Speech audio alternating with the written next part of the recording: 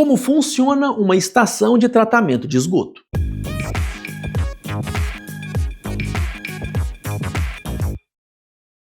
Fala, amantes da engenharia! Hoje vamos desvendar o mistério de um lugar fundamental para a saúde das nossas cidades e do nosso planeta: a estação de tratamento de esgoto, ou simplesmente ET. Você já parou para pensar para onde vai toda a água que descartamos depois de banho, de lavar a louça ou de dar descarga? Aquela água que sai dos nossos ralos não desaparece magicamente. Ela se torna esgoto. E esse esgoto, se não for tratado, pode causar sérios problemas de saúde pública e poluir nossos rios, lagos e oceanos. É por isso que as ETs são tão importantes. Elas são como fábricas de limpeza que pegam essa água suja e a transformam em algo que pode ser devolvido à natureza sem causar danos. Mas como um lugar tão essencial funciona e quais são as etapas de limpar algo tão complexo como o esgoto? Antes de entrarmos nas etapas de tratamento, é crucial entender o que exatamente é o esgoto e por que ele não pode ser descartado sem mais nem menos. Esgoto é basicamente toda a água que utilizamos em nossas casas, indústrias e comércios e que, depois de usada, se contamina com diversas substâncias. Ele é uma mistura complexa que contém matéria orgânica, micro-organismos, sólidos, nutrientes como nitrogênio e fósforo e substâncias químicas, e em esgotos industriais, uma variedade de compostos tóxicos. Descartar essa mistura diretamente na natureza causaria a contaminação de rios e solo, a morte de peixes e plantas aquáticas pela falta de oxigênio, já que a matéria orgânica se decompõe e consome o oxigênio da água, e a proliferação de doenças. Por isso, o tratamento do esgoto é uma questão de saúde pública e de preservação ambiental. E como funciona uma estação de tratamento de esgoto? Uma estação de tratamento de esgoto opera como uma sequência de processos onde cada etapa é responsável por remover um tipo específico de impureza, transformando gradualmente a água suja em água tratada. Mas como é que começa a limpar uma água tão suja? A primeira fase é o que chamamos de tratamento preliminar. Imagine o esgoto chegando à ET, trazendo consigo não só a sujeira líquida, mas também muito lixo maior que jogamos nas privadas ou que acabam indo para os bueiros, como garrafas plásticas, panos, madeira e até mesmo pedaços de entulho. Para proteger os equipamentos das fases seguintes e evitar entupimentos, a água passa primeiro por grades e peneiras de diferentes tamanhos. Essas grades retêm os sólidos mais grosseiros, que são então removidos e descartados adequadamente. Logo depois, a água segue para as chamadas caixas de areia, ou desarenadores. Aqui, a velocidade do fluxo de água é diminuída intencionalmente.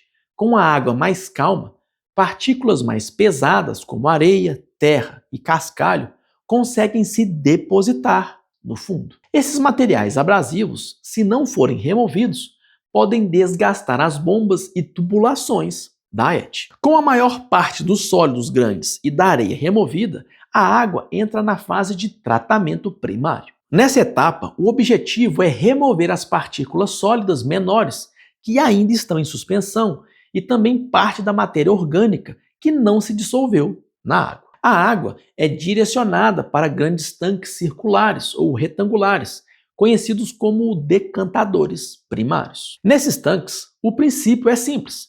A água permanece parada por um período de tempo. Durante esse repouso, a gravidade faz o seu trabalho.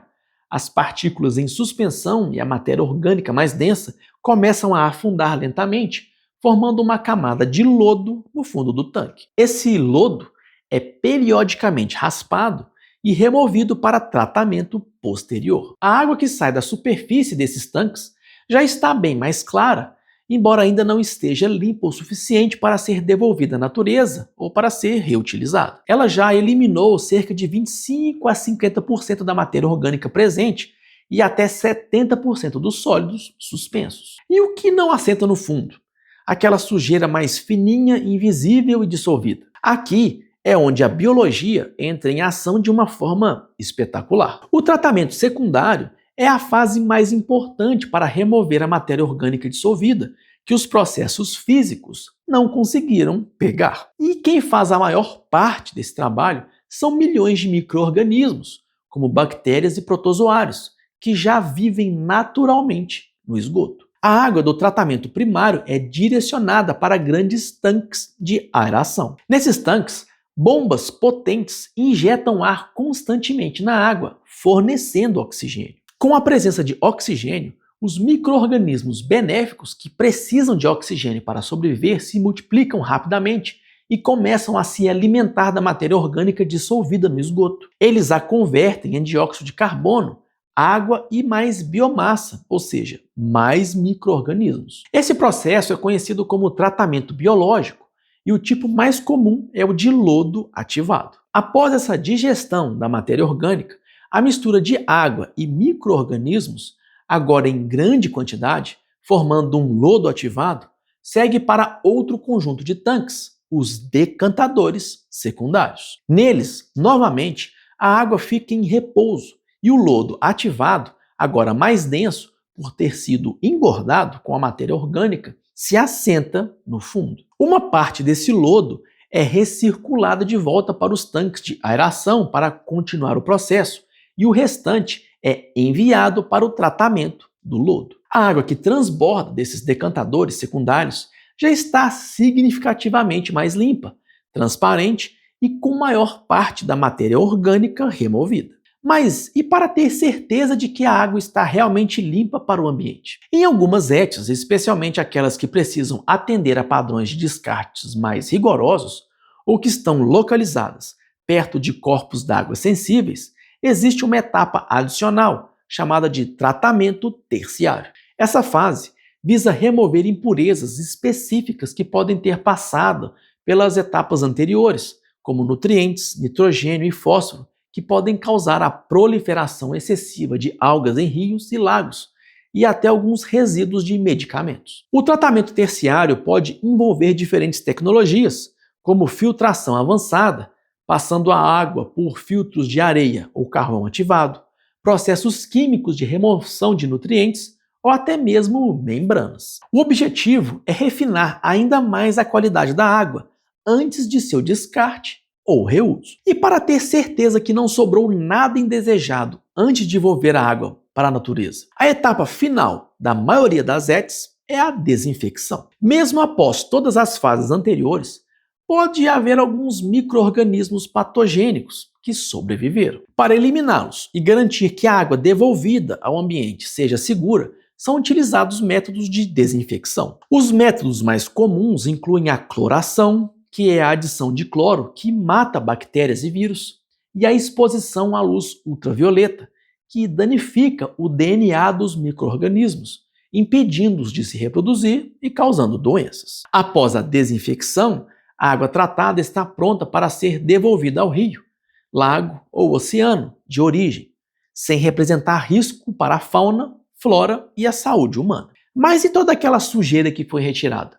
Para onde ela vai? É importante lembrar que durante o tratamento não é só a água limpa, mas também há uma grande quantidade de sólidos, chamados de lodo, geradas nas fases primária e secundária. Esse lodo é rico em matéria orgânica e micro-organismos e também precisa ser tratado. O tratamento do lodo geralmente envolve etapas de espessamento para reduzir o volume, digestão, onde os micro-organismos anaeróbicos, ou seja, que vivem sem oxigênio, estabilizam a matéria orgânica e podem até gerar biogás, uma fonte de energia renovável, e desidratação para remover a água do lodo, transformando em uma torta sólida. Esse lodo tratado pode ter diversas destinações, como uso na agricultura como fertilizante, se atender a padrões rigorosos de qualidade, incineração ou descarte seguro em aterros sanitários. E depois de tudo isso, essa água pode ser bebida? Apesar de a água que sai de uma ET convencional ser clara, sem cheiro e adequada para ser devolvida ao meio ambiente,